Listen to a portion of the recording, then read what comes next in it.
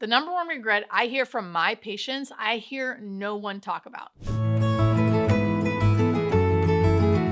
Being a hospice nurse, people think dying people just tell me a bunch about all the things that they regret or things that in their life that they regret. And that is not how it really happens. But I will say, as I've been a hospice nurse, you do hear little bits and pieces from your patients over time that kind of lead you down this path of, oh, these are typical things that people seem to regret. And the number one thing I hear from most of my patients is that they regret not appreciating their health while they had it. So it's little things like I'm visiting and all of a sudden, I hear someone come to the door and they got their loved one who's on hospice the chicken wings that they've been asking for, and they finally are in the mood for this chicken wing, right? So the family member goes and runs to get it and comes back, here's the chicken wings, and I'm there to witness them biting into this chicken wing that they're finally craving.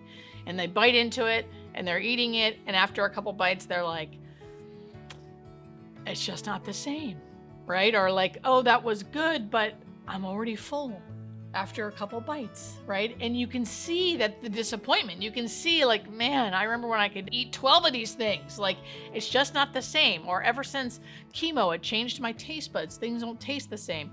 I wish I would have, appreciated the taste of these things, appreciated feeling hungry. Or someone being like, I can only get up and walk to the bathroom. I used to walk around the block every day. I loved walking around the block. I loved walking my dog. I loved seeing the neighbors. Little things like that is the number one thing I hear all of my patients say. The main thing I realize is that people don't know how much they use their body and how magnificent their body is until they can't use it anymore. And as a hospice nurse, seeing this day in and day out, this has helped me shape how I live my life. Because of my patients, thank you patients, I do feel like I really do appreciate my body. I appreciate the smell of my coffee, how it tastes. I appreciate the sun on my face. I appreciate that I can get up and walk down my stairs. It's easier to appreciate these things for me because I can see day in and day out that not everyone gets this.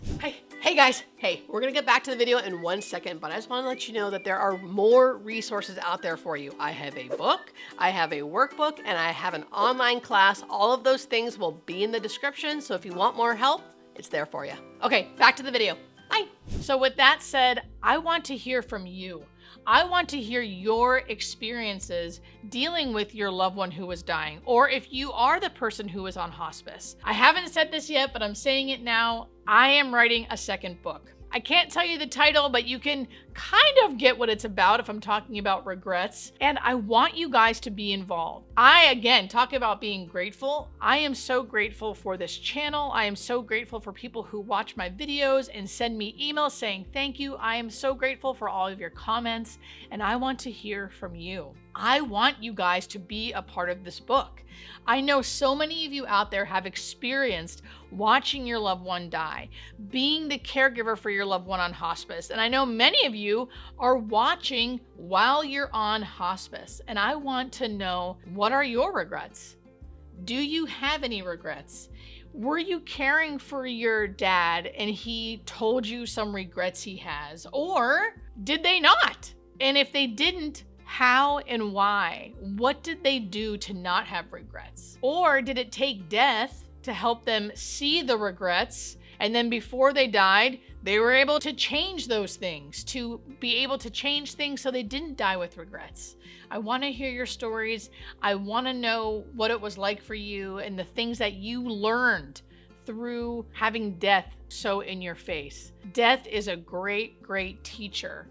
And I don't think we have to wait until we're right on death's door to learn those lessons. I want to know those lessons now, and I want to share those lessons with you. So if this at all strikes a chord in you, please, I mean it, email me. I want you guys to email me. The email will be in the description. I'll also put it across this video right here, hospicenursejulie@gmail.com.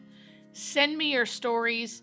If it's too hard to email it, you can voice note it and then send me the voice note via email. I do, of course, have to make a legal disclaimer that I am doing this for the purpose of my book. So this may end up in my book. So if you ever want anything changed, your name changed, the story changed a bit, please make sure you write all of this in the email. I will never just put this in the book. If I actually read something of yours and I'm like, wow, this is amazing, I really do want it in my book, I will make sure to reach out to you to let you know. But I do want to make that disclaimer because this is for my book.